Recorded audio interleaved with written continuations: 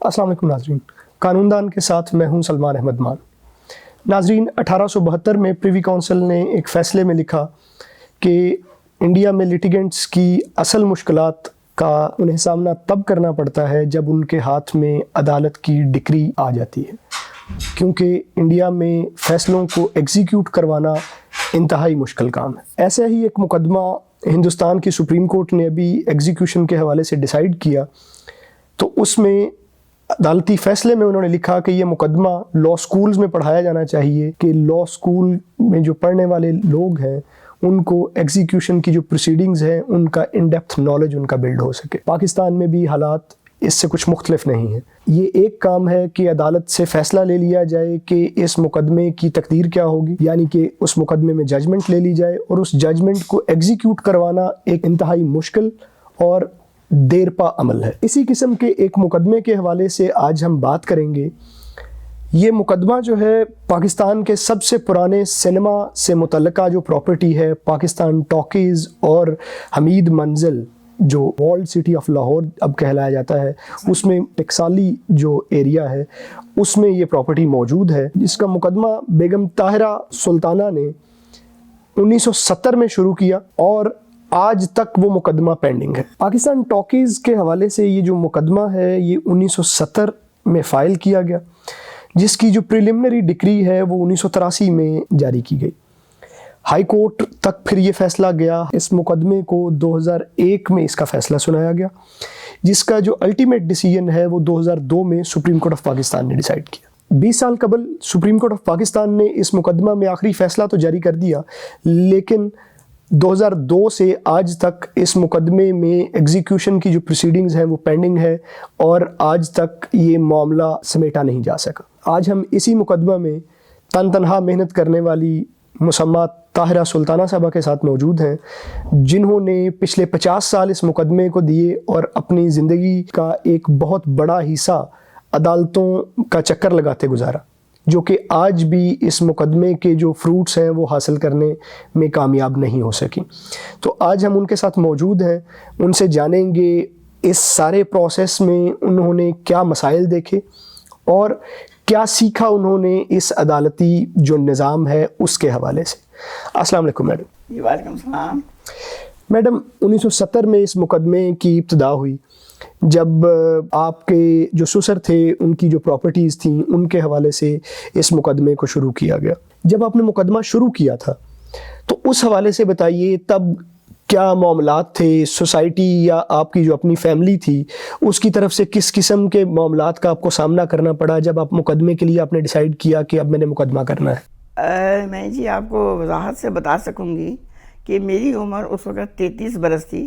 میرا ایک بیٹا 5 سال کا تھا، ایک بیٹی میری 10 ماہ کی تھی and she was a special child, اور ایک بیٹی میری 12 سال کی تھی۔ 6 سال 64 میں میرے ہسبینڈ کی ڈیتھ ہوئی ہے، وہ آرمی میں میجر تھے اور ڈیوٹی پہ ان کی ڈیتھ ہوئی MH راولپنڈی میں۔ 6 سال تو ہم میرے والد، میری ساس جو ہیں وہ میرے والد کی بہن بھی ہیں، یہ میرے کزنس بھی ہیں، میرے ڈیفینڈنٹس جو ہیں۔ میرے والد نے جا کے اپنی بہن کو ریکویسٹ کیا کہ اب تو وہ بات نہیں رہی ہے، یہ اس کا رہنا سہنا کیسے ہوگا۔ بہرحال اسی ٹال مٹول میں کرتے اور کوئی فیصلہ نہ ہوتے، کیونکہ وہ اپنے 8 بیٹوں کی محتاج تھیں، پردہ دار خاتون تھیں، بٹ شی واز بہت اچھی شگفتہ انسان تھیں، مگر اپنے بیٹوں کی محتاج تھیں۔ مگر بیٹوں نے چونکہ وہ میں یہ کہوں گی کہ چمڑی جائے دمڑی نہ جائے والی بات تھی، شاید وہ کرنا نہیں چاہتے تھے۔ گو میرے تعلقات ان کے ساتھ تو بہت اچھے رہے ہیں، شادی کے دوران جو 12 سال رہی ہے مجھے کبھی کوئی تکلیف نہیں ہوئی ہے۔ میرے خاوند کے زمانے میں عزت، شہرت، محبت سبھی کچھ مجھے ملا، مگر سب کایا پلٹی جب میرے شوہر کا انتقال ہوا۔ جب میں وہاں واپس آئی تو مجھے ایک چھوٹا سا کمرہ دیا گیا، اور کبھی صابن کی ایک ٹکیا مجھے منگوا دی جاتی تھی، کبھی 2 کیلے مجھے کھانے کے لیے بچوں کو بھیج دیے جاتے تھے، اور کبھی پلیٹ میں کھانا مجھے مل جایا کرتا تھا، جو کہ اسی گھر میں جب کھانے کی میز پہ بیٹھ کے کھانا کھاتی تھی میرے لیے انتہائی باعث شرم، باعث ذلت اور باعث قسم پرسی کی حالت تھی کہ میں پوری زندگی گزاروں گی کیسے. مجھے خود کو سوال کرنا تھا کہ یہ 3 بچے ہیں، ان کو میں لے کے جاؤں گی کہاں. 50 روپے تو میرے صرف بینک میں تھے. اس زمانے میں شاید جوائنٹ فیملی، جوائنٹ اکاؤنٹس کا شاید رواج ہی نہیں تھا، اور نہ ہی مجھے پیسے کی ضرورت تھی، کیونکہ میرے شوہر بے حد ہی عمدہ آدمی تھے اور مجھے کبھی پیسے کی کوئی تکلیف ہوئی ہی نہیں. لہٰذا اب میرے ہوش اڑ گئے اور دماغ میرا ہوا میں اڑنے لگا، اور راتوں کو میں اپنے آپ سے بات کرتی تھی کہ یا اللہ مجھے کس کنویں میں گرا دیا گیا ہے. نہ میرا یہاں کوئی سننے والا ہے. میرے والدین کے پاس تو میں رہ سکتی ہوں، مگر پوری زندگی ان بچوں کو لے کے میں جاؤں گی کہاں. لہٰذا اسی قسم پرسی میں جب 2-3 ماہ گزر گئے اور میرے سسرال سے کوئی بھی مجھے اور میرے والد کو، عزیز و کاروں کو بھی بیچ میں ڈالا گیا، کوئی مناسب جواب نہیں ملا، تو ہم خاموش ہو گئے. میرے والد پھر مجھے لے کر اپنے پاس چلے گئے کہ تم یہاں کیسے رہ سکتی ہو. لہٰذا میں رہ نہیں سکتی تھی وہاں پہ ود اے اسپیشل چائلڈ، جس کو کہ بار بار اسپتال لے کے جانا تھا. مجھے وہ فیسلٹیز اب اویلیبل نہیں تھیں. میری گاڑی بھی انہوں نے ضبط کر لی. میرا تمام سامان جو آیا راولپنڈی سے، گھریلو سامان، ہاؤس ہولڈ ایفیکٹس، وہ تمام میں نے کہا کہ چونکہ مجھے تو اسی جگہ پہ رہنا ہے، میرا تمام سامان میرا وہاں چلا گیا. وہ انہوں نے اس کو تالا لگا لیا. اب 6 سال میں میرا سامان وہاں پہ بند رہا، مجھے کوئی چیز نہیں ملی. ہمارے پاس 2-4 جوڑے تھے.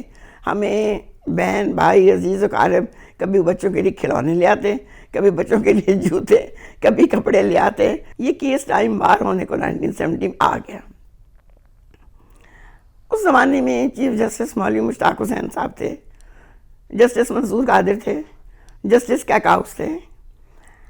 ان لوگوں نے مل کے، میرے والد انسپیکٹر جنرل آف پریزنس تھے، شیخ اکرام علی ان کا نام تھا. انہوں نے کہا کہ دیکھیں اس کو کچھ بھی معلوم نہیں ہے، جب بچے میجر ہو جائیں گے وہاں پہ پراپرٹی تو رہے گی ہی نہیں، بچے کیا چیز کلیم کریں گے. اور یہ آپ کو اس وقت گالیاں نکالیں گے کہ ہمارے نانا کو تو سمجھ تھی، انہوں نے ہمارے لیے کچھ بھی نہیں کیا، والدہ کو تو کچھ سمجھ نہیں ہے. لہٰذا اس اثناء میں میرے والد تمام بہنوں کے گھر گئے، میری ساس کے پاس گئے، میرے جیٹھ دیوروں کے پاس گئے کہ میں نہیں چاہتا کہ میں آپ کے اوپر مقدمہ کروں، مگر میں مجبور ہوں، اگر آپ کچھ کر سکتے ہیں تو آپ کریں. مگر چونکہ جواب وہ پہلے جیسا ہی مجھے ملتا رہا، لہٰذا 1970 میں یہ کیس دائر کر دیا گیا. بالکل ٹھیک. سو یہ تو حالات تھے سوسائٹی کے، جو آپ کے رشتہ دار تھے ان کی طرف سے جو رویہ تھا، وہ تمام چیزیں. پھر جب آپ نے عدالت جانا شروع کیا، جب مقدمہ دائر ہوا ٹرائل کورٹ میں، جو ڈسٹرکٹ کورٹ ہے اس میں آپ نے جانا شروع کیا، اور پھر یہ مقدمہ ہائی کورٹ اور سپریم کورٹ گیا، تو یہ جو ٹرائل کورٹ کا جو ٹائم تھا اس میں جو اتنا وقت لگا، آپ کی نظر میں یہ ڈیلے کیوں ہوا اتنا زیادہ؟ میں جی اس کی وجہ یہ سمجھتی ہوں کہ ایک تو وہ جوائنٹ پراپرٹی تھی، سنیما سے آمدن آتی تھی، حویلی میں ان کی رہائش تھی، 250-300 مکان، کٹری پوری شیخ عبدالحمید کے نام سے مشہور ہے ٹکسالی گیٹ میں. وہاں سے تمام کرایہ جات آتے تھے، ان سے گھروں کے اخراجات چلتے تھے، اور شاید کہ وہ ڈسٹریبیوٹ نہیں ہو سکتی تھی، مگر لہٰذا پھر بھی کچھ نہ کچھ تو ہو ہی سکتا ہے. دنیا میں کون سی چیز ہے جس کا بٹوارہ نہیں ہوتا اگر نیتیں صاف ہوں. تو اب چونکہ ان کا شاید ذہن میں یہ تھا کہ اس کا باپ ہے، وہ اس کو سنبھالے، ہم اس کو سنبھال نہیں سکتے، تو لہٰذا انہوں نے ڈیلے کرنا شروع کر دیا. ڈیلینگ ٹیکٹکس میں جی کچھ پتہ ہی نہیں تھا مجھے لاء کا، نہ اپنی چیزوں کا، نہ اپنے قانون کا، نہ حقوق کا. میں نے سوچا یوں ہی مذاق کر گئے، مگر وہ حقیقتاً صحیح تھا. میری عمر کم تھی، میں اس چیز میں تھی کہ میرا کیس میرٹ پہ ہے، مجھے اپنی سچائی پہ بہت ایمان تھا، اللہ پہ بہت بھروسہ تھا. لہٰذا میرے پاس جو کچھ بھی تھا وہ میں نے اس مقدمے کے دوران اس مقدمے پہ میں نے لگا دیا. اور میں عدالتوں میں خود جاتی رہی، بچوں کو اسکول بھی لے کے جاتی تھی، اسکول سے بھی لے کے آتی تھی، گھر بھی چلاتی تھی میں. لہٰذا میں نے دنیا کا کوئی کام چھوڑا تو نہیں، مگر باوجود اس کے بھی میں کچھ اپنے لیے مقدموں میں کچھ کر نہ پائی، سوائے پیسہ آنے کے. میرا پیسہ گیا ہی گیا. گو میں کوئی کروڑ پتی نہیں تھی، نہ میرے والد کروڑ پتی تھے، مگر میرے پاس جو کچھ بھی تھا وہ میں لٹانے میں ہی لگی رہی، اس ہوپ میں کہ میں میرٹ پہ ہوں. میرٹ ول پریویل، آنیسٹی ول پریویل، جسٹس ول پریویل. میرے ذہن میں یہ خیالات ٹھسے ہوئے تھے، مگر مجھے اس چیز کی قطعاً سمجھ نہیں تھی کہ عدالتوں میں ڈیلے کیسے ہوتی ہے، عدالتوں میں پیسہ کیسے لگتا ہے، عدالتوں میں جھوٹ کیسے بولا جاتا ہے، اپلیکیشنز کیسے دی جاتی ہیں، ایڈجرنمنٹس کیسے لی جاتی ہیں. مجھے ان چیزوں کا بالکل علم نہیں تھا. ٹھیک، یہ تو تھا جو وکلاء کا رویہ جس کی وجہ سے ڈیلے کوز ہوا. ایک بہت لمبا پروسیس تھا، بڑا کٹھن پروسیس تھا. کہیں پہ ایسا لگا کہ مقدمہ چھوڑ دینا چاہیے، دل اچاٹ ہو گیا کہ یہ شاید یہ چیز ممکن نہیں ہے یہاں پہ رہتے ہوئے انصاف حاصل کرنا، یا اپنی حق کی جو شرعی میرا حق ہے اس کے مطابق بھی اپنا جو حق ہے وہ وصول کرنا پاکستان کی عدالتوں سے. تو کیا کبھی ایسی سٹیج آئی کہ آپ نے کہا کہ بس چھوڑ دیا جائے اس کو؟ دیکھیں، میرے چونکہ چھوٹے 3 بچے تھے اور میری عمر بھی کم تھی، اور میرے اندر ایک یہ جذبہ بہت تھا کہ میرے بچے کم از کم اپنے والد کی وفات کے بعد کم از کم اس سٹیٹس میں رہ سکیں جس سٹیٹس میں ان کا والد تھا، اس سے کم سٹیٹس میں نہ رہیں. میری یہ جرت، میرا یہ خیال، میرا یہ خواہش، اس چیز نے مجھے آگے لے کے گئی. اور میں نے یہ کبھی بھی نہیں سوچا تھا کہ یہ مقدمہ میرے حق میں نہیں ہوگا. مجھے ہر تاریخ پر یہی امید ہوتی تھی اب کچھ فیصلہ ہوگا، اب کچھ فیصلہ ہوگا، مگر ہر تاریخ پہ میں مایوس واپس آتی تھی. مگر میں ہمت بالکل نہیں ہاری، نہ ہی مجھے کسی نے منع کیا، کیونکہ مجھے منع کرنے والا کون تھا؟ میرے والد تھے، وہ بھی پھر فوت ہو گئے. اس کے بعد میری والدہ، وہ بھی فوت ہو گئیں. زیادہ تر تو ماں باپ ہی آپ کو گائیڈ کرتے ہیں. نہ ہی مجھے کوئی ایسے لوگ ملے جنہوں نے مجھے کہا کہ آپ مت مقدمہ لڑیں. لہٰذا میں مقدمہ لڑتی ہی چلی گئی اس ہوپ میں، آج نہیں کل، کل نہیں پرسوں، پرسوں نہیں چوتھ، فیصلہ تو ہوگا. میں میرٹ پہ ہوں. مجھے اس میرٹ نے گھسیٹا اور میں نے ہمت بالکل نہیں ہاری، بالکل نہیں ہمت ہاری. اور مجھے ایک دن بھی نہیں یہ خیال آیا کہ یہ فیصلہ میرے حق میں نہیں ہوگا. مجھے ہر وقت یہ خیال تھا، میں نے بچوں کو پڑھایا، لکھایا، نوکر کروایا، سب کچھ کیا، شادیاں کیں ود دس ہوپ کہ جو میں نے خرچ کیا وہ مجھے واپس آئے گا. مگر شاید میری خوش فہمی تھی. جو زمانہ گزرتا گیا تو حالات جو بھی ملک کے ہیں یا عدلیہ کے ہیں وہ بدلتے چلے گئے اور میں ان میں پھنستی چلی گئی. اس کے بعد یہ سپریم کورٹ کی ڈگری یہ 2002 میں ہوئی. چودھری عنایت اللہ صاحب نے لوکل کمیشن کی رپورٹ بنائی جو نہایت عمدہ ہے. اس میں ڈیفینڈنٹس کو جوڈیشل ڈیفالٹرز قرار دیا گیا ہے اور مجھے انکم دی گئی ہے کیونکہ I was dispossessed from my property. مجھے وہاں سے نکال دیا گیا تھا، میں چھوڑ کے آ گئی تھی، انہوں نے تالے لگا لیے تھے اپنے، اس لیے انہوں نے مجھے وہ انکم دی ہے. میں آج تک اس انکم کی مرہون منت ہوں جو کہ آج تک مجھے نہیں ملی. 2002 میں سپریم کورٹ نے آخرکار اس مقدمے کا فیصلہ سنا دیا جس میں آپ کا حق ثابت ہو گیا کہ یہ ان کا حق ہے، وہ دیا جائے. جو مین پروفٹ تھا اس کے حوالے سے بھی بات کی گئی کہ وہ بھی دیا جائے. اب جب ایگزیکیوشن اور پھر خاص طور پہ جب نیلامی کے حوالے سے ساری جو پراپرٹی تھی اس کو نیلام کرنے کے حوالے سے جو معاملات چلے ان میں 20 سال کی تاخیر، یہ اتنی تاخیر کیوں ہوئی؟ دیکھیں جی، جہاں تک آکشن کا سوال ہے وہاں پہ لوگ 100 سال سے بیٹھے ہوئے ہیں. دوسرے آکشن ان کی مرضی کروانے کی تھی بھی نہیں. میں نے آکشن کروائی، بینرز پھاڑ دیتے تھے، پوسٹرز پھاڑ دیتے تھے، اخبار میں اشتہار ہوا، جو کچھ میرے ذمے کورٹ نے لگایا وہ میں نے سب سخم پورے کیے. مگر جب آکشن ہوئی تو ایک شخص بھی وہاں پہ آکشن کے لیے نہیں آیا. آکشن سنیما کی پریمیسز میں ہوئی، ایک بھی وہاں پہ آدمی نہیں آیا کیونکہ وہ ایک بازار ہے، اس کے 2 سرے ہیں، 2 سروں پہ ان کے آدمی بیٹھے ہوئے ہیں. وہاں پہ وہ کسی کو آنے ہی نہیں دیتے تھے کیونکہ یہ خود وہاں پہ قابض تھے، ان کی رہائش تھی، سنیما چلتا تھا. لہٰذا ان کی یہ مرضی تھی کہ ہم نے آکشن نہیں ہونے دینا. میرا یہ وہم تھا کہ شاید یہ آکشن ہو جائے گا، مگر مجھے بری طرح سے ناکامیابی ہوئی. انہوں نے مجھے یہ کہا کہ آپ کا خیال ہے کہ یہ آکشن ہوگا، یہ آکشن کبھی بھی نہیں ہوگا. میں نے کہا کیسے نہیں ہوگا، یہ سپریم کورٹ کے آرڈرز ہیں، ان کی وائلیشن کیوں ہوگی، یہ ضرور ہوگا. مگر بہرحال یہ میرا وہم تھا اور آکشن میں نہیں کروا سکی اور آکشن ختم ہو گئی. 1.5-2 لاکھ روپیہ اس زمانے میں نے خرچ کیا. راتوں میں آدمی بھیجے، پوسٹرز لگائے، بینرز لگائے، مطلب ایک عورت ذات کیا کر سکتی ہے جس کو کچھ نہ عقل ہو نہ پتہ ہو نہ کچھ ہو. مگر میں نے پوری کوشش کر کے آکشن کروائی, مگر آکشن نہیں ہو سکے, کامیاب نہیں ہوئے, کیونکہ اس سے تو ان کی روزی بند ہو جاتی. اب سپریم کورٹ کو مجھے تو پتہ نہیں ہے ان کو سمجھ میں کیوں نہیں آئی کہ اس پراپرٹی کو آکشن کیسے کرایا جائے. گو ڈیفینڈنٹس نے وہاں پہ یہ کہا کہ ہمیں جی کوئی اعتراض نہیں ہے کہ یہ پراپرٹی کو آکشن کروایا جائے, لہذا سپریم کورٹ نے ان کے کہنے پہ کہ یہ سچ بول رہے ہیں آکشن کے آرڈر کر دیے. دراصل ان کا مقصد یہ تھا کہ آکشن ہم نے کرنے ہونے دینی ہی نہیں ہے, ہمیں تو معلوم نہیں تھا. لہذا یہ آکشنز ایک دفعہ فیل ہوئی, اس کے بعد دوبارہ کچھ مہینوں کے بعد یہ دوبارہ پھر اٹیمپٹ ہوئیں, پھر اسی طرح سے فیل ہوئیں کہ وہاں پہ کوئی شخص آیا ہی نہیں اور ہم پھر واپس آ گئے. یہ سب it is on the record. اس کے بعد تیسری دفعہ ایک آکشن ہوئی تو اب مجھے جج صاحب کا نام تو اس کو یاد نہیں ہے, مگر میں بتا سکوں گی فائل دیکھ کے. انہوں نے کہا کہ جی آپ یہ کریں کہ آپ زمین کی قیمت لگوا لیں, اور ڈیفینڈنٹس کو کہا کہ زمین کی قیمت لگوا لیں اور پھر آکشن کر لیں, آپ ان ہاؤس آکشن کر لیں. ویسے تو آکشن نہیں ہو رہی ہے مگر آپ آپس میں آکشن کر لیں. ہم نے کہا کہ ٹھیک ہے, میں نے بھی کہا ٹھیک ہے. جب وہ آکشن کی انہوں نے پرائسز, میرے پاس پٹواری آیا کہ جی آپ بھی ریٹ لگوا لیں. میں نے کہا مجھے نہیں ریٹ لگوانے ہیں, جو لگ جائیں گے وہ ٹھیک ہے. ان لوگوں نے جا کے مل کے ان کے ساتھ انڈر ہز سگنیچرز انہوں نے اس کی قیمت پوری پراپرٹی کی قیمت کوئی 13-14 کروڑ روپیہ لگائی, جو کہ ڈی سی ریٹ سے بھی کم تھی.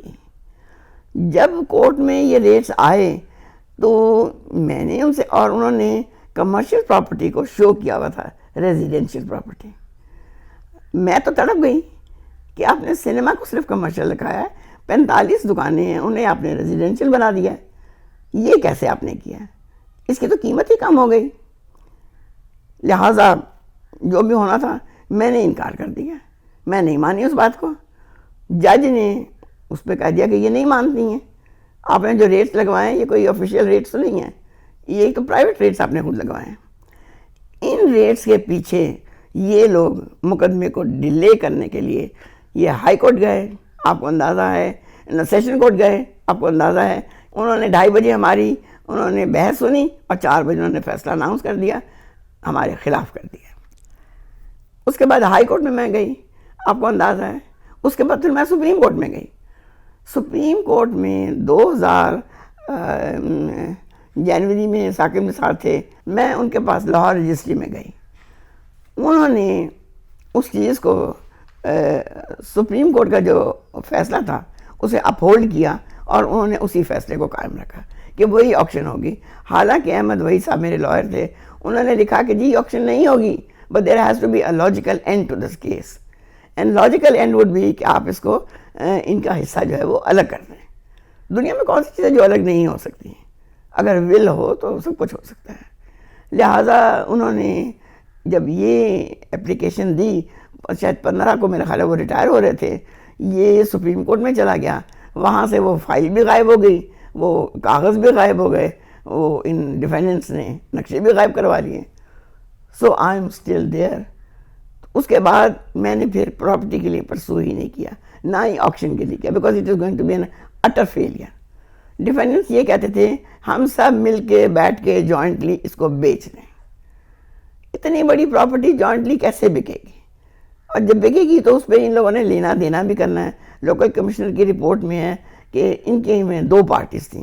ایک پارٹی نے ایک دفعہ آمدن وہاں سے اکٹھی کی, اس کے بعد دوسری پارٹی نے کی, انہوں نے آپس میں لینا دینا تھا. تو لوکل کمشنر نے لکھا کہ دونوں پارٹیز کا آپس میں جھگڑا ہے, یہ اگر بیچ بھی لیں گے تو یہ فیصلہ نہیں ہوگا. For no cause of the plaintiffs, یہ ورڈز وہاں لکھے ہوئے ہیں لوکل کمشنر کی اس میں. لہٰذا 15-20 لاکھ روپیہ جو لوگ چلا رہے تھے اس پراپرٹی کو, اور جن سے جو آمدن وصول کر رہے تھے, ان کو عدالت نے, سپریم کورٹ نے ڈال دیے. آج دن تک وہ انہوں نے پیسے جمع نہیں کرائے. آج دن تک جو میری انکم ایسرٹین ہوئی تھی مجھے نہیں ملی ہے. لہٰذا میں نے 21 فروری میں نے پھر اپنی انکم کا کیس پھر پرسو کرنا شروع کیا. آج دن تک وہ انکم کا جو کیس ہے وہ میری سول کورٹ میں, انہوں نے ہائی کورٹ کے, سپریم کورٹ کے آرڈرز کو ڈیفائی کیا ہے. اس کے بعد سیشن کورٹ میں ڈیفائی کیا ہے. اس کے بعد اب ہائی کورٹ میں نہ جانے کیا ہوگا. وہاں پہ کوئی ایسا میں ان کا ٹرانسفر ہو گیا تھا. اب وہ جب تک ٹرانسفر سے وہ واپس نہیں آتے نہ میری کوئی عرضی سن سکتا ہے, نہ کسی اور جج کے پاس لگ سکتی ہے, نہ ہی میں چیف جسٹس کو مل سکتی ہوں. میں نے بارہا دفعہ کوشش کی, لہٰذا اب وہ جج صاحب واپس آ گئے اور اب وہ تاریخوں پر تاریخیں پھر ڈل رہی ہیں, کیونکہ ڈیفینڈنس کبھی کوئی حاضر نہیں ہوتا, کبھی کوئی حاضر نہیں ہوتا, کبھی کوئی حاضر نہیں ہوتا. تو یہ خالی جوڈیشری کی ہی وجہ نہیں ہے, اس میں ڈیفینڈنس کا بھی قصور ہے. مگر تاہم اینڈ فیصلہ تو جوڈیشری نے کرنا ہے, ڈیفینڈنس نے بھی نہیں کرنا اور میں نے بھی نہیں کرنا. فیصلہ تو جوڈیشری نے کرنا ہے. تو جوڈیشری کو انڈرسٹینڈ کرنا چاہیے کہ لا صرف ڈگری لینی کافی نہیں ہے, کہ لا کی اپنی ڈگری تو لے لی ہے, مگر اس کو امپلیمنٹ کیسے کرنا ہے, ان لاس کو ایڈجسٹ کیسے کرنا ہے. جھوٹ تو نہیں بولنا, مگر ان لاس کو امپلیمنٹ کرنا ہے تاکہ ان لاس کا کوئی فائدہ ہو. جو لیٹیگنٹس ہیں, جو مر گئے ہیں لڑتے لڑتے, انہیں کچھ حاصل وصول بھی تو ہو, کچھ سمجھ بھی تو آئے.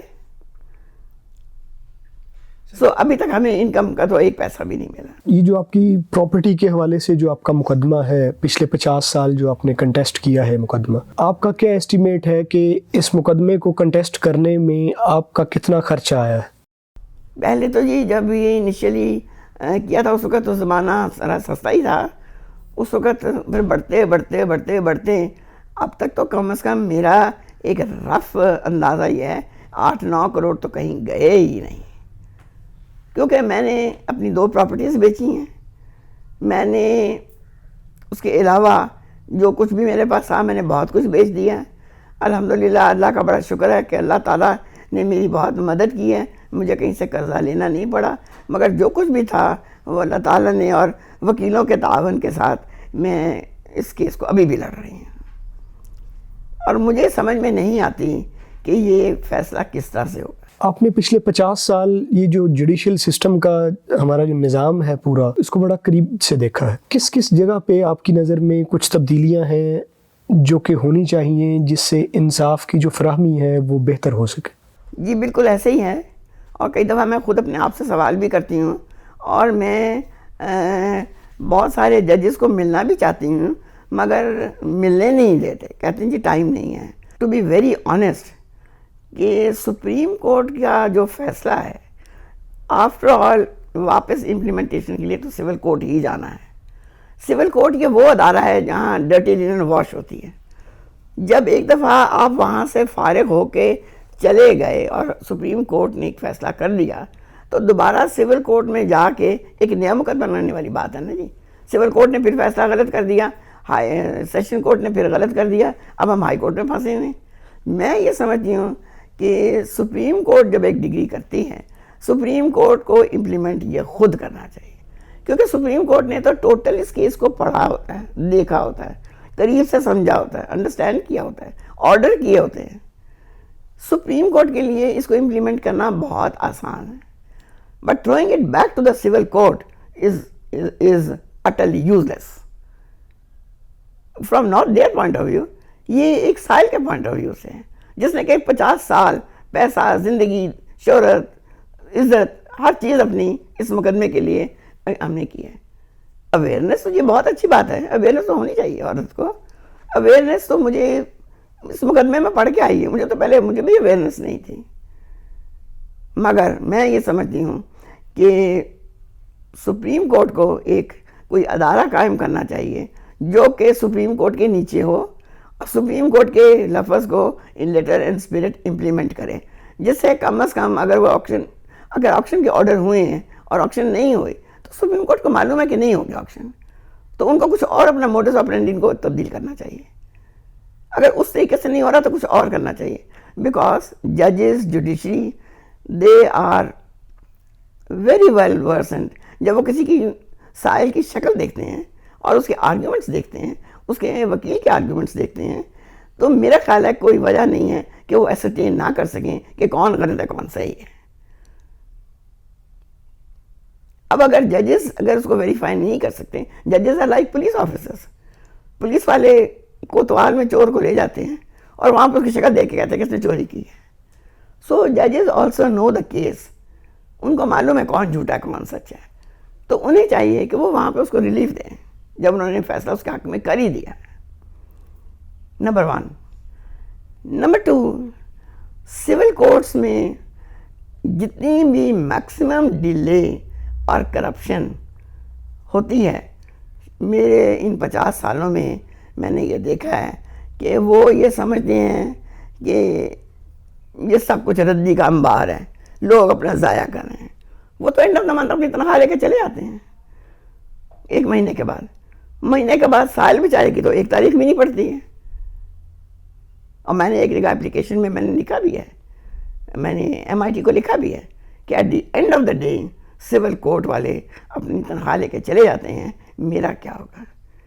اب اسی کیس میں آپ لے لیں کہ میری ایک جگہ پہ سول کورٹ میں, اور سول کورٹ میں نے اپنے پیسے مانگے ہیں, 1 سال پورا لگا ہے جس میں کہ ریمارکس کیا ہیں, آرڈر شیٹ اگر پڑھی جائے, بحث برائے فیصلہ. اب اگر کوئی آپ کو پکڑے کہ بحث نہیں ہو رہی, فیصلہ تو بھی فیصلہ نہیں ہو رہا, مطلب میں ایک قسم کا اپنے آپ کو وہ ہائیڈ کر رہے ہیں, بحث برائے فیصلہ, یہ وہ لکھ کے چلے جاتے ہیں. اب بات ہے کوئی نہیں, فیصلہ ہو چکا ہے, ان کے پاس تو کوئی چیز ہی نہیں ہے, لمٹ ہی نہیں ہے, اور اگر کوئی وجہ ہو تو اس پہ وہ انڈورس نہ کریں.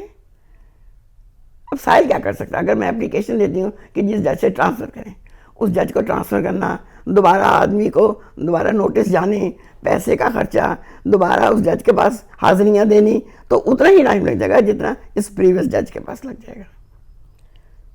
سو میں سمجھتی ہوں کہ MIT ممبر انویسٹیگیشن ٹیم اگر نہیں, بلکہ میرا اپنا خیال ہے کہ ان کو پے در پے ان کو انویسٹیگیٹ کرنا چاہیے, ان کو سول کورٹ میں چکر لگانے چاہیے, اور انہیں دیکھنا چاہیے جا کے ججز کو سول کورٹ میں کہ آپ کی آرڈر شیٹس کیا ہیں. 2-4 کیسز کی وہ آرڈر شیٹس پکڑ لیں, ان آرڈر شیٹس ان کو بغیر سائل کو بلائے, بغیر ڈیفینڈنٹس کو یا پلینٹس کو بلائے, آپ کو آرڈر شیٹ سے پتہ لگ جائے گا کہ ہو از ایٹ فالٹ, دا جج, دا ڈیفینڈنٹس, دا پلینٹس. اگر یہ ہو سکے, جو کہ میرا خیال نہیں کہ ابھی تک شاید ہوا ہو, صرف وہ میں نے ان کو کئی دفعہ ٹرائی کیا, وہ یا فون کر دیتے ہیں یا وہ خط لکھ دیتے ہیں, تو 1 تاریخ جلدی پڑ جاتی ہے. That is all what has been happening. میں MIT کے پاس سینکڑوں دفعہ, ہزاروں دفعہ گئی ہوں گی, بٹ یوزلی MITs کوآپریٹ کرتے ہیں, اور کوآپریٹ اس حد تک کرتے ہیں کہ جس حد تک ان کو تکلیف نہ ہو, سائل کا بھی کچھ کام بن جائے. But this is not the end of it. Legal cases لڑنے میں تو on every step you need a سفارش, on every step you need to push, on every step you have to pay the money, on every step you have to push the lawyers, on every step you have to push the civil courts. تو پھر کیا ہے یہ؟ اگر push ہی کرنا ہے تو یہ تو فیلئر آف انسٹیٹیوشنز ہے. It's a big failure of institutions. کیونکہ ہم جب جوڈیشری کے پاس گئے تو ہم فیصلے کے لیے گئے, وہاں تماشبینی کے لیے تو نہیں گئے. ہم وہاں دیکھتے ہیں کہ سارا دن آدمی بیٹھے ہوتے ہیں, تاریخوں کی آوازیں ہی نہیں پڑتی ہیں. سیکنڈلی, جب آپ ہائی کورٹ میں آتے ہیں تو ہائی کورٹ میں ایک 50 سال کا پرانا کیس ہے میرا, ان کے لیے ایک جج مقرر ہوئے ہیں جی, وہ جج صاحب کو ٹرانسفر کر دیا گیا ہے for good I do not know how many months. اب اس کے لیے اتنے مہینے تو مجھے خاموش رہنا ہے. نہ میں اپیل کر سکتی ہوں, نہ میں جج چینج کرنے کے لیے کوشش کر سکتی ہوں, نہ میں چیف جسٹس کو مل سکتی ہوں. MIT کے پاس جاؤں تو MIT کہتا ہے میرا تو اختیار نہیں ہے. تو بتائیں, 8 مہینے تو میرے یوں ہی ضائع ہو گئے. یہ دیکھنا چاہیے جوڈیشری کو. میرا یہ خیال ہے کہ I think I can suggest 10, 20, 30, 40, 50 سال کیس جو لمبے ہیں ان کی ایک لسٹ بنے. جو 10 سال کا پرانا کیس ہے اس کو اس طرح ڈیل کریں, جو 20 سال کا اس کو کریں, جس کی خاص طور پہ سپریم کورٹ سے آیا کہ ڈے ٹو ڈے ہیئرنگ ہو اور اس کے ہمیں رپورٹ بھیجی جائے. ان کیسز کو تو کسی صورت بھی اس جج کو باہر نہیں بھیجنا چاہیے, اور اگر باہر جوڈیشری بھیجنا چاہے تو پھر اس کیس کو کسی کے حوالے تو کرے تاکہ وہ کیس کو آگے پرسو تو کریں. اگر کیس پرسو ہی نہیں کرنا تو ایک ڈگری ہولڈر جو جوڈیشیل ڈیفالٹرز کے خلاف ہے وہ تو اپنا لوٹر اباؤٹ کر رہے ہیں. آپ کیا روتے ہیں قبضہ گروپ والوں کو؟ جو قبضہ گروپ والے ہیں ہم ان کو کہتے ہیں جی قبضہ گروپ ہے, تو پھر اک کے آپ نے بیچ ہی دینا نا. کیا کر رہا آپ نے؟ ہمیں کیا ملا 50 سال لڑنے کے بعد؟ ہمیں تو کچھ بھی نہیں ملا. رادر تو ہمیں تو فرسٹریشن اب ہونی شروع ہوئی ہے. ڈگری لی تو مبارکبادی ہو کے مجھے آج یہ لڈو بانٹے جی. مجھے کیا معلوم, میں نے تو لڈو بھی بانٹ دیے. مجھے کسی نے کہا کہ جی لڈو تو آپ بانٹ نہیں ہیں, اب امپلیمنٹیشن بھی تو کرا کے دیکھیں. تو میں نے کہا جی امپلیمنٹیشن بھی ہو جائے گی. مگر حالات سے سب کچھ سمجھ میں آ گیا کہ کیا ہونا تھا اور کیا ہوا ہے.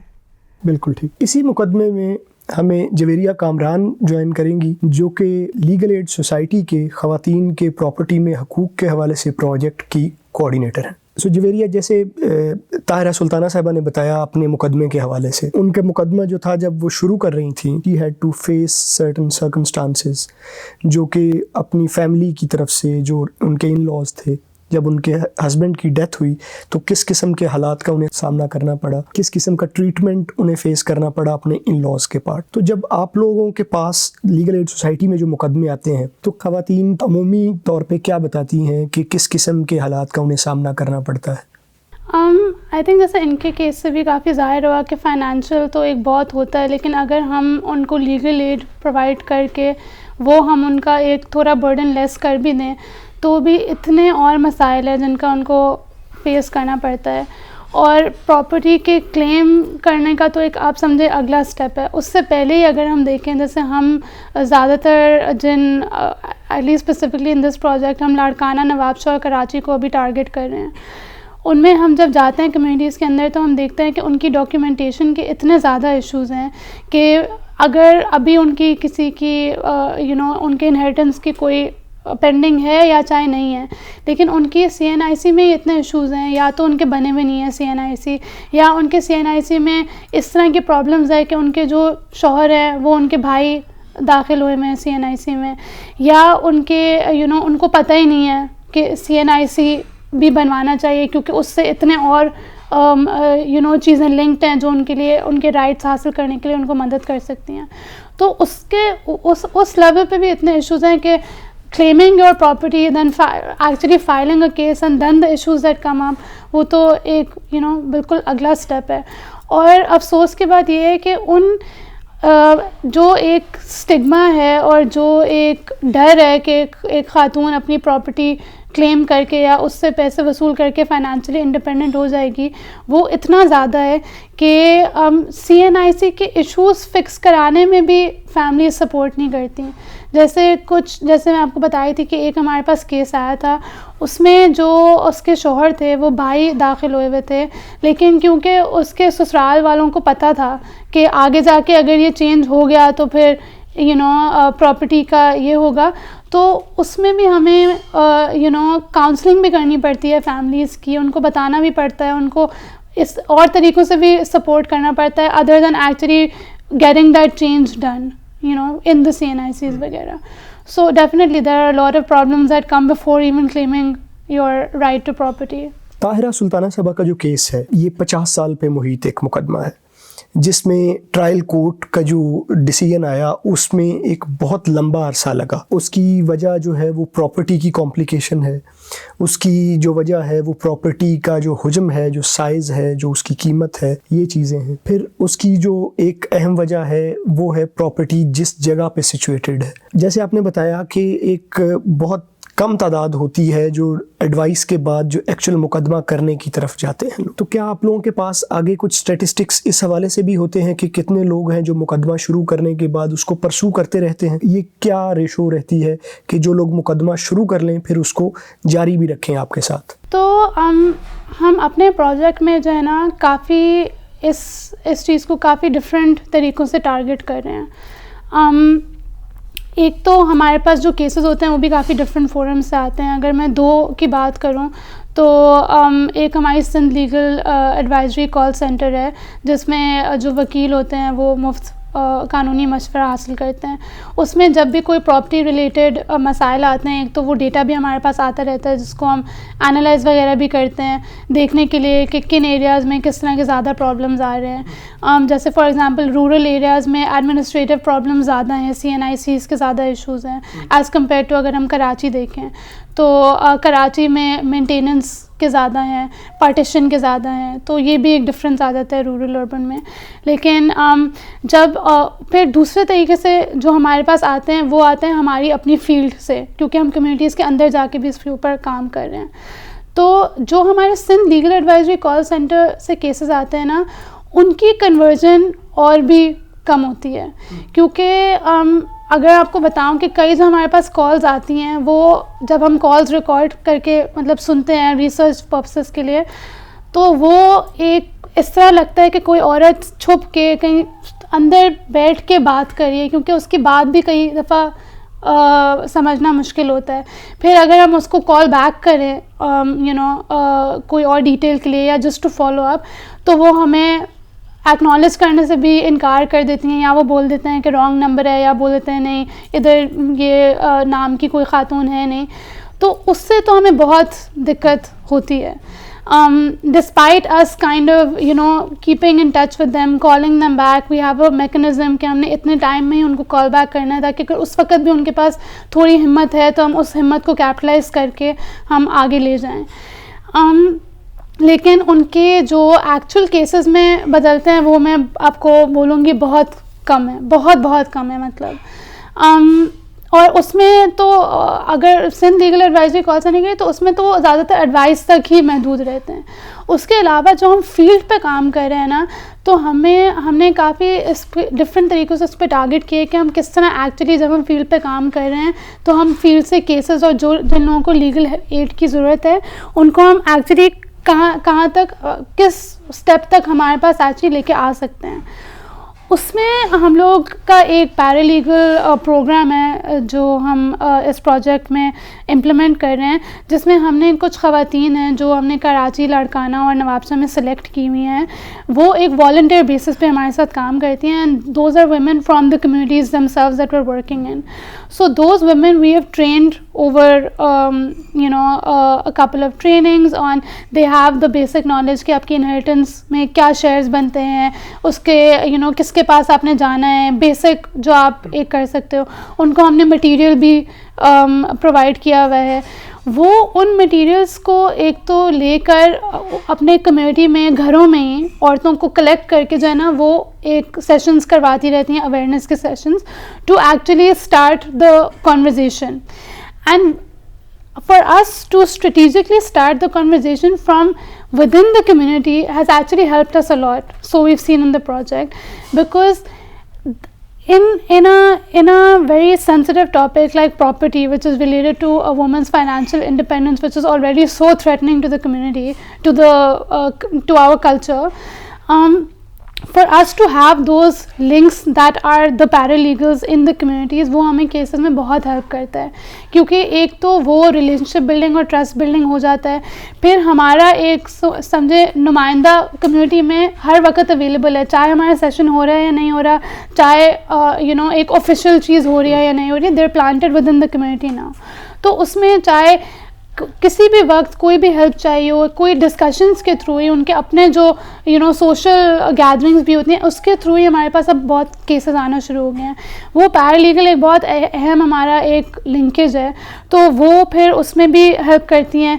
لیگل ایڈوائس بھی وہ ہمیں لا کے دے دیتی ہیں. پھر کیسز میں بھی وہ ان کو انگیج رکھنے میں, جیسے آپ نے بولا کہ you were asking کہ do cases drop out, or are we able to sustain them? So the paralegals then also play a very important role, because they become a connection for between us and the people in need of legal aid. So I would say that through the community we're still able to sustain more, and that is when we're strategically kind of trying to penetrate the community in so many different ways that we're able to do that. But otherwise, for people to continue down this path, even when it's not a financial burden, it's very tough, because as you said کہ اتنا ایک لمبا process ہوتا ہے, it's so draining, it's so complicated, and it's so inaccessible to the common person that it's very difficult. And in fact a lot of our cases also, even though उनकी hearings चल रही होती हैं, in the end वो mediation के आपस में करके वो कई दफ़ा ख़त्म भी हो जाते हैं. तो उस तक भी हालांकि वो चलें कम परसेंटेज होगी, बट ये भी होता है इतना कि वो आपस में ही अपना तय कर लेते हैं बीच में, क्योंकि एक इतना सोशली एक इतना it's so difficult for women to pursue it कि ज़रूरी नहीं है कि उनके पास शुरू में हिम्मत हो या बीच में हिम्मत हो, तो उनके पास आखिर में भी रहेगी. जब ख़वातीन आपके पास लीगल एड सोसाइटी में आती हैं, आपको उनसे क्या फ़ीडबैक मिलता है कि उनको किस किस्म के मुख्तलिफ़ मसाइल का सामना from with in this society, with in the family, किस किस्म के मसाइल का सामना होता है? ख़वातीन के लिए बहुत मुश्किल होता है, क्योंकि एक तो मतलब अगर मैं एक्सट्रीम्स में लेके चलूँ तो सोशल बॉयकॉट हो जाता है. पूरे गाँव भी आपको बॉयकॉट कर लेते हैं. आपको लिटरली उधर से निकल के कहीं और जाके शिफ्ट होके अपना केस परसू करना पड़ता है. आपकी इमीडिएट फैमिली से आपको सपोर्ट नहीं मिलता. कई दफ़ा वो ख़वातीन राज़ी हो जाती हैं, लेकिन हमारी टीम को जाके उनके वालिद, उनके भाई, उनसे भी बात करनी पड़ती है, उनसे भी रिलेशनशिप बिल्ड करना पड़ता है और उन तक भी जाना पड़ता है कोशिश करने के लिए. उसके बावजूद क्योंकि कई दफ़ा उनके लिए ख़ुद इतना मुश्किल हो जाता है एक्सेप्ट करना और अपने लिए भी एक्नॉलेज करना कि नहीं वाकई हमारा हक़ है, स्पेशली जब इनहेरिटेंस की बात आती है और अगर आपके वालिद की डेथ हो गई है या इस तरह हस्बैंड की डेथ हो गया जो भी, तो उनको कई दफ़ा उनकी फैमिली ये बोलती है कि नहीं आपकी शादी ब्याह में इतना ख़र्चा हुआ था, आपको तो जहेज़ भी दिया, आपकी शादी आपकी हमने सही से करवाई है, तो उसमें आपका हिस्सा कट चुका है. तो वो जो हालांकि हम उनको चाहे जितना भी सपोर्ट करें, लेकिन वो एक इंटरनल कन्फ्यूज़न और जब तक इंटरनली आप कन्विंस नहीं होते ना इस बात पे कि वाकई आपका हक़ है, तो बाहर से भी जितना उनको प्रेशर आता है वो इतना इंटरनली भी कंफ्यूज हो जाती हैं या वो हिम्मत छोड़ जाती हैं. तो और अगर सोशल बॉयकॉट से कम की मैं बात करूँ, वो एक एक्सट्रीम है, तो डिस्करेजमेंट, गिल्टी फील कराना कि मतलब पैसे के पीछे आप फैमिली को ये कर रहे हो, हालांकि मतलब आपकी एक फाइनेंशियल इंडिपेंडेंस और ये सारा ये बहुत इम्पोर्टेंट है, लेकिन एक औरत के लिए पैसे की तरफ जाना समहाउ एक ज़्यादा बुरी चीज़ है. मर्द के लिए पैसे की तरफ जाना इज़ लाइक हाँ ऑब्वियसली प्रैक्टिकल हो रहा है बंदा, लेकिन औरत के लिए बहुत फिर एक गिल्ट और वो सब का भी बहुत सामना करना पड़ता है, जिसके लिए बहुत मुश्किल होता है कि औरतें ये करें. और अगर करती भी हैं तो छुप के या अलहदा हो के बिल्कुल. और इतना मतलब उनका एक्सपीरियंस अगर हो भी जाए तो इतना बुरा होता है कि उसके बाद कई दफ़ा हमें इतना मतलब अगर हम कि कोई भी रिसर्च पर्पस के लिए हम उनके पास वापस जाना चाहें तो उनका ये पूरा एक्सपीरियंस इतना बुरा होता है कि we are not even able to get in touch with them. It's such a traumatising experience that once they done with the case then somehow they actually kind of just disappear because it has been such a traumatizing thing for them that is reflective of how bad the experience is and how difficult it is for them to do this in the first place. तो नाज़रीन, ये है कहानी एक मुकदमे की जो 1970 में शुरू हुआ और 1983 में प्रिलिमिनरी डिक्री के आया ये प्रॉपर्टी की किस्म कैसी है और इस प्रॉपर्टी को कैसे तकसीम किया जाना है. वो 2001 में फिर हाई कोर्ट का डिसीजन, 2002 में सुप्रीम कोर्ट का डिसीजन और 2002 से 2022 तक का ये सफ़र जिसमें ऑक्शन की प्रोसीडिंग्स मुकम्मल नहीं हो सकी, ये रिफ़्लेक्ट करता है कि हमारे लीगल सिस्टम में हमारा जो जस्टिस का निज़ाम है, ख़ास तौर पे जो सिविल साइड का हमारा निज़ाम है, उसमें किस किस्म के मसाइल हैं. ये मसाइल हर लिटिगेंट के लिए हैं, लेकिन यही मसाइल जब ख़वातीन को सामना करने पड़ते हैं तो उनके लिए वो कई गुना ज़्यादा हो जाते हैं, क्योंकि हमारे माशरे में ख़वातीन के लिए इंसाफ का हसूल अमूमी तौर पे एक मुश्किल सफ़र है. इस मुकदमे की वसातत से हमें दाद देनी चाहिए ताहिरा सुल्ताना साहिबा की, जिन्होंने 50 साल ये जदोजहद की, इस मुकदमे में हार नहीं मानी और अपने हक़ के लिए जो जंग है उसमें अपना जो सफ़र था उसको जारी रखा. लेकिन इसमें جو ان کے ساتھ جو ہماری آج بات ہوئی اس سے مختلف جو چیزیں ہائی لائٹ ہوئیں وہ میں کچھ آپ کے سامنے رکھنا چاہتا ہوں کنکلوڈ کرتے ہوئے. ایک یہ کہ ٹرائل جو ہے اس کے دوران اتنا ڈیلے کیوں ہے. اس ڈیلے میں بہت بڑی جو وجہ ہے وہ اننیسیسری ایڈجرنمنٹس ہیں. تاریخ پہ تاریخ ملتے رہنا اور عدالت کا اس کو ریگولیٹ نہ کرنا کہ کب تاریخ دی جانی ہے اور کب تاریخ نہیں دی جانی, یا اس حد تک تاریخیں دی جا سکتی ہیں, اس کے بعد تاریخ نہیں دی جائے گی چاہے کچھ بھی صورت ہو جائے. اس کے بعد ہمارا کیس مینجمنٹ کا جو نظام ہے اس کا موجود نہ ہونا اور کیسوں کی ترتیب نہ پانا کہ اس مقدمے کو شروع ہوئے اتنا عرصہ گزر چکا ہے اور اب اس مقدمے کو ارجنٹ بیسس پہ سنا جانا چاہیے یا اس کی روزانہ کی بنیاد پہ پروسیڈنگز جو ہیں وہ کی جائیں.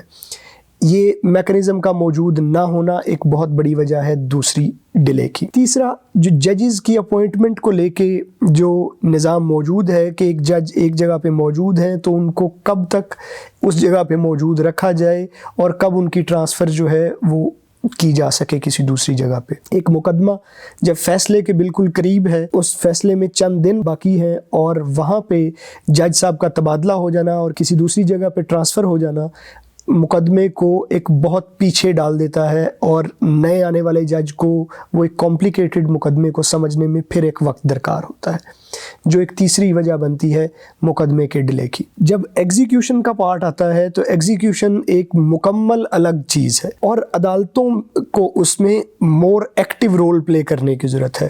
عدالت کو صرف وکلاء کے اوپر چھوڑ دینا, آکشن کرنے والی جو اپوائنٹڈ پرسن ہے اس کے اوپر چھوڑ دینا, ان کی رپورٹس کو محض جو وہ لکھ کے دے دیں ان کو حقیقی مان لینا, یہ تمام جو چیزیں ہیں ان سے زیادہ ایکٹیو رول پلے کرنے کی ضرورت ہے. یہ وہ تمام چیزیں ہیں جو ہمارے سامنے جو ایک کیس موجود ہے جو کہ 50 سال جس مقدمے میں لگے ہیں, جس کی فائلز کو ہم دیکھتے ہیں تو ایک پلندہ نظر آتا ہے, اس مقدمے سے نکلنے والی یہ چند چیزیں ہیں جو بار بار چیخ کے ہمیں یہ کہتی ہیں کہ یہ وہ مسائل ہیں جن کا حل کیے بغیر ہمارا جو لیگل جسٹس سسٹم کا نظام ہے وہ بہتر نہیں ہو سکتا.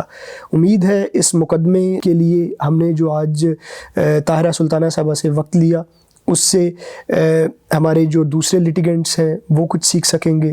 ہمارا جسٹس سسٹم جو ہے اس میں جو مسائل ہیں اس کو ہم ہائی لائٹ کرنے میں کامیاب ہو سکیں گے. اور تیسرا, جویریہ کامران صاحبہ کے ساتھ ہم نے جو بات کی لیگل ایڈ سوسائٹی کے حوالے سے, تو یہ جو اویئرنیس کے حوالے سے جو ان کا کام چل رہا ہے, امید ہے وہ کام جو ہے وہ مزید بہتر ہو کے سامنے آئے اور اس سوسائٹی میں خواتین اور تمام جو لوگ جو اپنے حقوق حاصل کرنے کی جدوجہد میں لگے ہوئے ہیں ان کو ان کے حقوق ملنے میں کامیابی ہو سکے. اللہ حافظ.